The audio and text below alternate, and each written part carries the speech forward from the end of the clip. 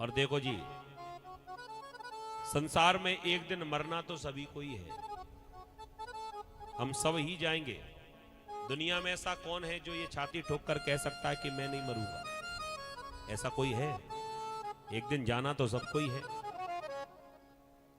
तो भैया अगर मरना ही सबको है तो अपने जीवन में कोई ऐसा काम करके जाओ ना जो मरने के बाद भी लोग तुमको याद करते रहे।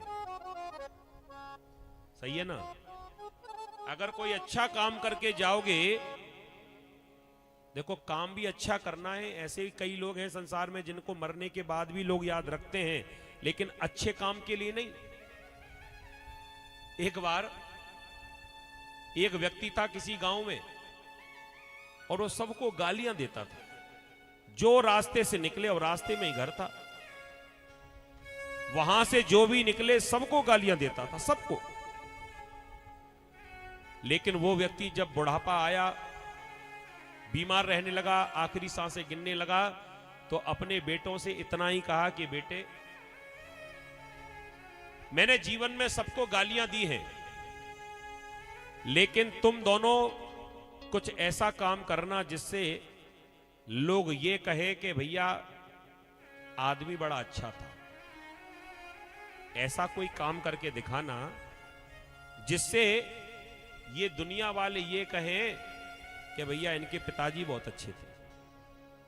बेटों ने कहा कि भाई अच्छा तो तब कहा जाएगा जब कोई अच्छा काम करेगा। अब आपने पिताजी जीवन भर कोई अच्छा काम तो नहीं किया। पिताजी मरते मरते कह गए कि कुछ सोचना, ऐसा कुछ करना जिससे लोग बाग ये कहें कि पिताजी अच्छे थे। पिताजी समाप्त हो गए।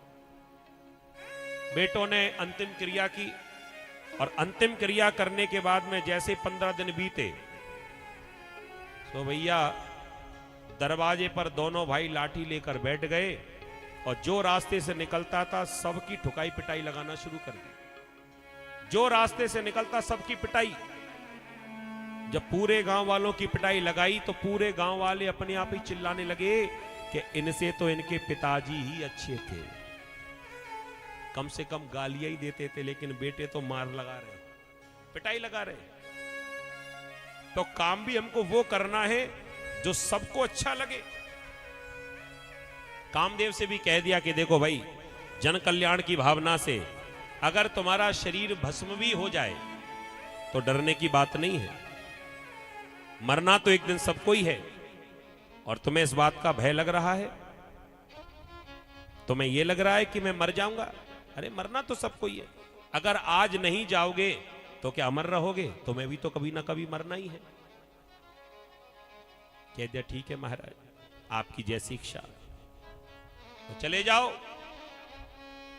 शिवधाम में भोलेनाथ एकांत में बैठे हुए हैं। आज एकांत में भोलेनाथ ध्यान मग्न बैठे हुए हैं,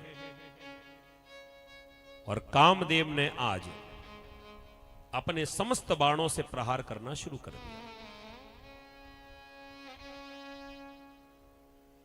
आम के वृक्ष की ओट लेकर जैसे ही भोलेनाथ के ऊपर बाण छोड़े, भोलेनाथ की तपस्या को भंग करने का प्रयास किया।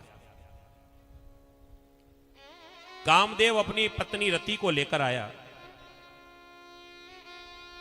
और जैसे जब बाणों को छोड़ने लगा, आज भोलेनाथ ने आंख खोलकर देखा, आखिर ये हो क्या रहा है। कामदेव ने अपना इतना प्रभाव दिखाया, इतना प्रभाव दिखाया कि पूरे संसार में काम ही काम फैल गया। इतना काम बढ़ गया कि सबके मन में विकार ही विकार उत्पन्न हो गया। लताओं पताओं भी, नदी नाले भी, ये सब इतने कामातुर हो गए, पूरी प्रकृति कामातुर हो गई, लेकिन फिर भी शिवजी के मन में किसी प्रकार का विकार नहीं। क्यों? क्योंकि ये काम की जो बाण है, ये उन्हीं पर ही असर करते हैं जिनके ऊपर राम की कृपा ना हो, और जिनके ऊपर राम की कृपा है उनके ऊपर ये बाण कोई भी काम नहीं करते। और हम सब जानते हैं कि शिवजी के हृदय में तो साक्षात राम ही बैठे हुए हैं। तो ये काम सबके ऊपर अपना काम दिखा रहा है, लेकिन शिव जी के ऊपर कोई असर नहीं हुआ। इस कामदेव ने सीधा बाण भोलेनाथ के सीने पर मारा, और जैसे ही छाती में आकर बाण लगा तो शिवजी को लगा कि कोई हमको जगाने के लिए आया है। भोलेनाथ ने दृष्टि आंखें खोलकर देखा कि कामदेव भोलेनाथ के सामने आया। आज भोलेनाथ को इतना जोर का क्रोध आया कि ये मेरी तपस्या को भंग करने के लिए आया है। और क्रोध में अभी तो केवल 2 ही नेत्र खोले थे, लेकिन गुस्से में भोलेनाथ का जब तीसरा नेत्र खुला, तब शिव तीसर नयन उघारा, चितवत काम भयं जरि छारा। जैसे ही तीसरा नेत्र खुला, तीसरे नेत्र को खुलने से कामदेव भस्म हो गया। और जो कामदेव भस्म हुआ, चारों तरफ हाहाकार मच गई। ये सृष्टि का अब आगे सृजन कैसे होगा?